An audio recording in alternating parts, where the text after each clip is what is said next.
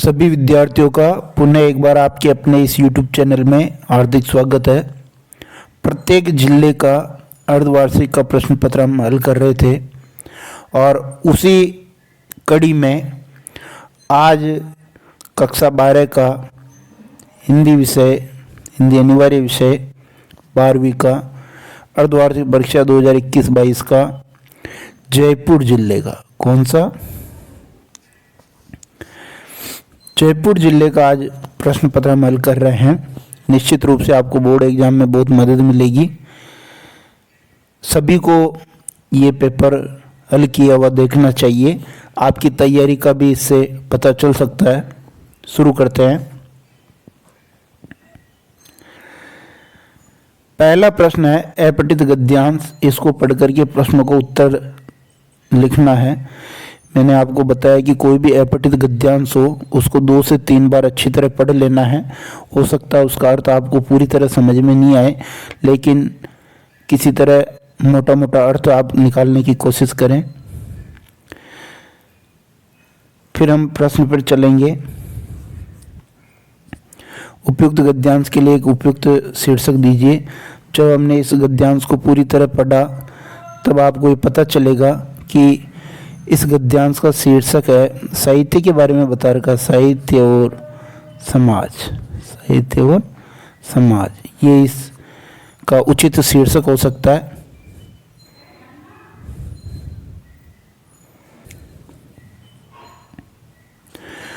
दूसरा प्रश्न देखिए, साहित्यकार और समाज का संबंध कब दिखाई पड़ता है? तो साहित्यकार और समाज का संबंध कब दिखाई पड़ता है? अगर ये उत्तर हम गद्यांश में देखेंगे तो आपको पता चलेगा कि साहित्यकार जब समाज को अपने मन की बात सुनाता है तो साहित्यकार और समाज का संबंध स्पष्टता दिखाई पड़ता है। फिर आगे देखिए स वाला प्रश्न, साहित्यकार में किसे देखने की अद्भुत शक्ति होती है? गद्यांश में देखते हैं इसका उत्तर।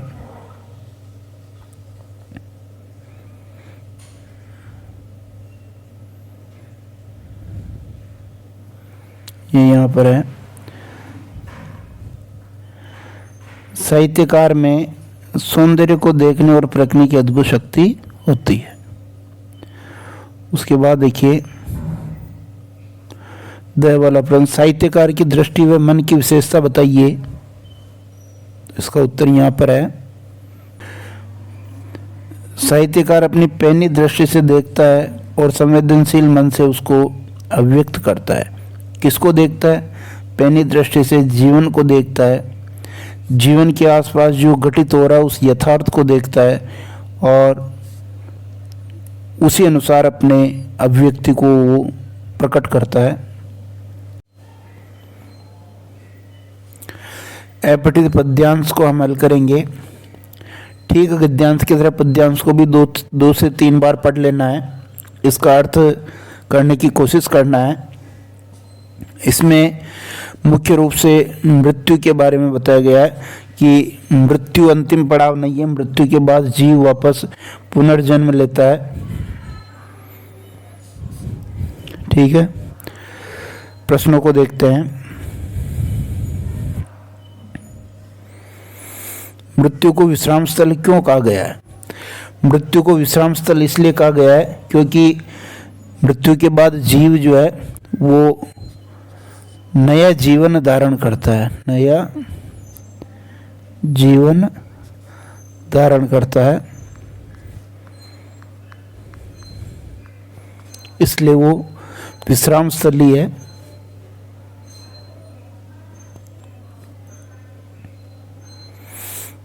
कवि ने मृत्यु की तुलना किससे और क्यों की है?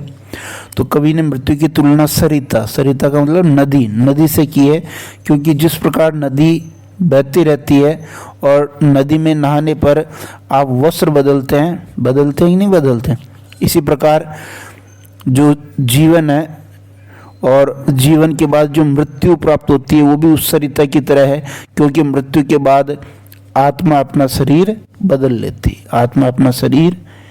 लेती है। यहाँ पर आया था देखिए ये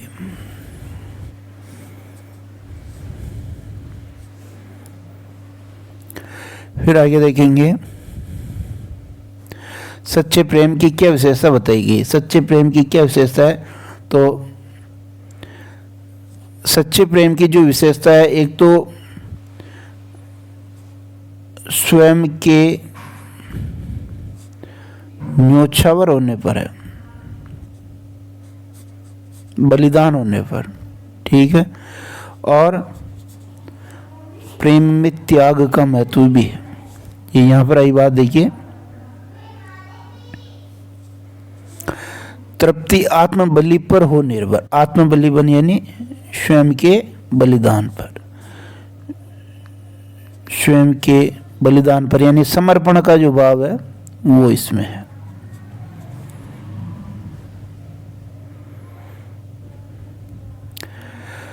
सच्चे प्रेम को निष्प्राण कब कहा गया है, ऊपर देखेंगे, ये यहां आया है, त्याग बिना निष्प्राण प्रेम है, यानी त्याग के बिना सच्चे प्रेम को निष्प्राण कहा गया है, त्याग के बिना। खंड ख में आ जाते हैं, 4 टॉपिक दे रखे हैं, उसमें से एक पर निबंध लिखना है। आत्मनिर्भर Bharat, make in India, corona virus एक वैश्विक महामारी, राष्ट्र निर्माण में युवाओं का योगदान, नारी सशक्तिकरण। इसी प्रकार एक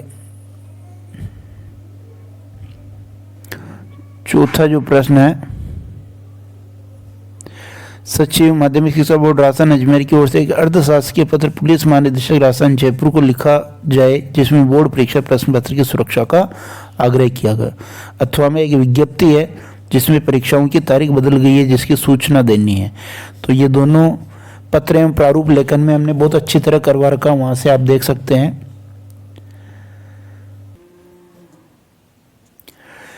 एक आलेख लिखना है, बाल श्रम और उपेक्षित जीवन, स्वच्छता भारत का सपना, टीवी विज्ञापन और उनका प्रभाव। इसी प्रकार एक फीचर लिखना है, मोबाइल फोन पर केंद्रीय जीवन, भारत पर आतंकवाद की छाया, राष्ट्रीय पुरस्कारों में राजनीति।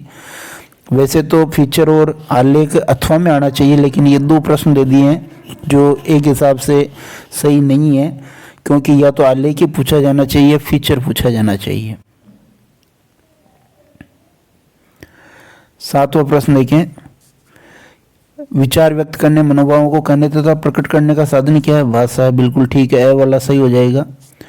जहाँ मुख्यार्थ की बाधा होने पर रूढ़ या प्रयोजन के कारण मुख्यार्थ से संबद्ध अन्य अर्थ लिया जाए, वहां पर लक्षण होती है, बिल्कुल ठीक है।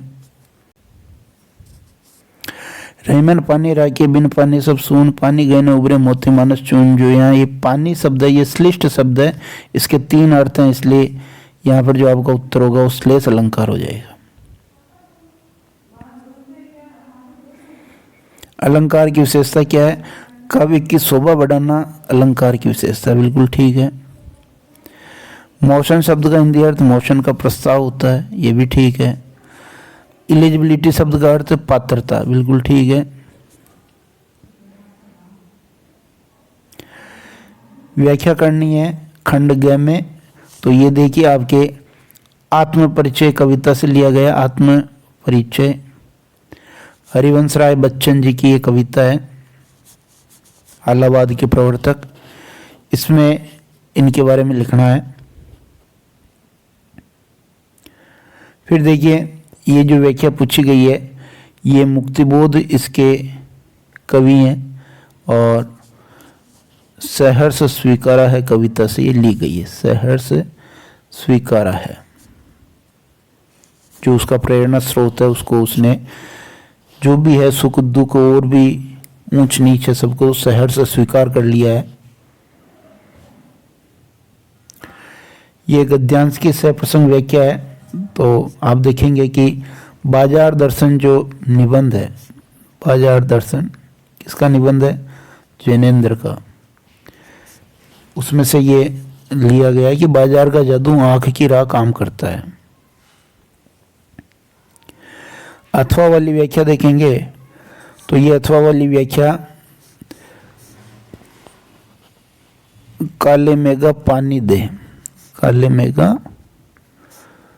पानी दे, जो संस्मरणात्मक निबंध है किसका है, धर्मवीर भारती का, उसमें से लिया गया है। 15वां का है, दिशाओं को मृदंग की तरह बजाने का क्या तात्पर्य है? जो आलोक धनवा की पतंग कविता है उसमें बच्चे जो पतंग उड़ा रहे हैं, छत पर वो जब कूदते हैं तो ऐसा लगता है कि जैसे दिशाओं को वो मृदंग की तरह, नगाड़े की तरह बजा रहे हैं, क्योंकि छत पर धम धम की आवाज आती है। उनके आनंद और उल्लास का वो प्रतीक है। भाषा को सहूलियत से बरतने से क्या अभिप्राय है? भाषा को सहूलियत से बरतने का मतलब है भावों के अनुरूप भाषा होनी चाहिए। प्रत्येक शब्द के लिए प्रत्येक अर्थ के लिए एक शब्द नियत रहता है, उसी का प्रयोग करना चाहिए। लेकिन जब कवि चमत्कारपूर्ण भाषा या अपने पांडित्य को दिखाने के लिए बहुत ही क्लिष्ट भाषा का प्रयोग करने लगता है तो भाषा का भाव और भाषा के जो शब्द और भाव में तालमेल नहीं बैठता है, इसलिए भाषा को सहूलियत से बरतना चाहिए। पर्दे पर वक्त की कीमत है, कवि का क्या आशय है? जो कैमरे में बंद अपाहिज कविता है उसमें से ये प्रश्न है कि जब आज मीडिया व्यावसायिकता की ओर बढ़ता चला जा रहा है और जो संवेदनाएं हैं उनके साथ खिलवाड़ करते हैं और उनका एकमात्र उद्देश्य है कि ज़्यादा से ज़्यादा पैसा कमाना, ज़्यादा से ज़्यादा पैसा कमाना। इसलिए जो सामाजिक कार्यक्रम के नाम पर जो भी उनको समय मिला है, उस समय में वो उस वक्त में ज़्यादा से ज़्यादा अपने उस कार्यक्रम को दर्शकों तक पहुंचाना चाहते हैं, ज़्यादा से ज़्यादा दर्शक उससे जुड़ें ताकि उस वक्त का वो सही व्यापारिक फ़ायदा उठा सकें, बिजनेस कर सकें। इसलिए पर्दे पर वक्त की कीमत है। यदि उस वक्त में वो दर्शकों को रुला नहीं पाएंगे तो उसका कोई मतलब नहीं रह जाएगा। भक्ति ने अपना वास्तविक नाम लोगों से क्यों छुपाती थी? उसका वास्तविक नाम था लक्ष्मी। ये लोगों से इसलिए छुपाती थी कि ये समृद्धि सूचक नाम है, गुणों के विपरीत नाम है। नाम तो लक्ष्मी है और पैसा पास में कुछ भी नहीं है, इसलिए वो लोग ऐसे उस पर या उसकी उपहास उड़ाए, इसलिए वो अपना नाम छुपाती थी। महामारी फैलने के बाद गांव में सूर्योदय और सूर्यास्त के दृश्य में क्या अंतर है? सूर्योदय जब होता है, जब सूर्योदय होता है तब तो लोग खांस से कूकते, यानी कांकते, कूकते और कराहते बाहर निकलते हैं। जब सूर्योदय होता है तो रात भर पता चलता है कि भाई आज कौन कौन बच गया है। जो बच गए जो लोग होते हैं उस महामारी में वो खांसते हुए, कूकते हुए, कराते हुए पीड़ा से बाहर निकलते हैं और पता करते हैं कि पड़ोस में किसकी मृत्यु हो गई, उसको ढाढ़स बंधाने जाते हैं। और सूर्यास्त के समय एनर्जी उनकी समाप्त हो जाती है, इसलिए सूर्यास्त होने पर लोग चुपचाप झोपड़ियों में घुस जाते हैं और सो जाते हैं। यानी उनमें वो ताकत नहीं होती कि वो आपस में बात कर सके। चूं भी नहीं करते, चूं बोलते बिल्कुल नहीं। कुंवर नारायण और महादेव वर्मा का जीवन परिचय लिखना है आपको। बता रखे इन पाठों को जो पढ़ाया उसमें अच्छी तरह बता रखा है। 17वां देखिए, सिल्वर वेडिंग पार्ट के लेखक कथानायक का नाम। लेखक कौन है? मनोहर श्याम जोशी।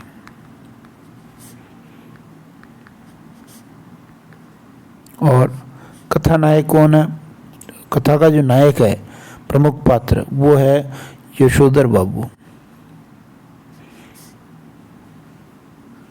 ठीक है। यशोधर बाबू को कौन सी सवारी निहायत ही बेहुदा लगती है? बिल्कुल ठीक है, स्कूटर की सवारी। यशोधर बाबू के परिवार में कितने सदस्य थे? तो देखिए, सदस्य अगर हम देखें तो 5 थे, 1 + 5। एक तो खुद यशोधर बाबू, दूसरी उनकी पत्नी, 3 बेटे और 1 बेटी। तो ये 4 5 तो ये हो गए, 1 यशोधर बाबू।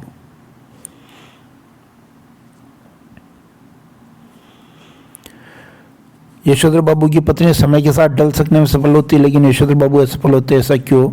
और यशोधर बाबू के चरित्र का चित्रण करना है। तो आपको ध्यान होना चाहिए, एक तो किशनदा का प्रभाव था उन पर, संध्या का प्रभाव।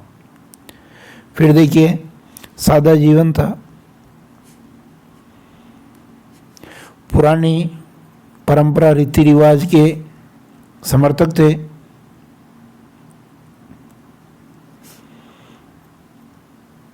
पुरानी परंपरा के समर्थक थे। पुस्तकें पढ़ने में उनकी रुचि थी। इस तरह और बहुत सारी है, वो लिख दें। और उनकी पत्नी पाश्चात्य संस्कृति अपनाने लग जाती है, लेकिन वो नहीं अपना पाते हैं क्योंकि अपने जो पुरानी पीढ़ी के वो व्यक्ति हैं, और उनकी पत्नी भी पुरानी पीढ़ी की है, लेकिन वो धीरे धीरे नवीन पीढ़ी जो उनकी पुत्री और बेटे हैं उनके साथ वो सामंजस्य स्थापित कर लेती है, लेकिन यशोधर बाबू नहीं कर पाते। इसी तरह हम किसी और जिले का प्रश्न पत्र भी हल करके लाएंगे। बहुत बहुत धन्यवाद।